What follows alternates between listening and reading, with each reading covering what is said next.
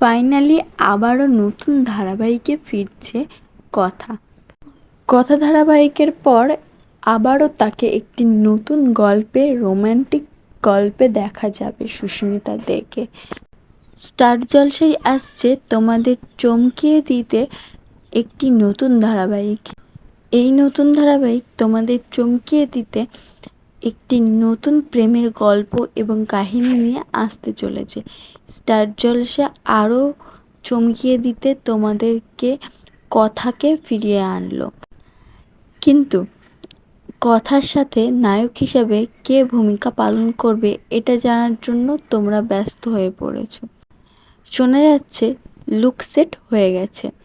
কথার সাথে নায়ক হিসাবে কে ভূমিকা পালন করবে এই ধারাবাহিকে এটাও আমরা জানতে পেরেছি, জনপ্রিয় অভিনেত্রী আদ্রিত।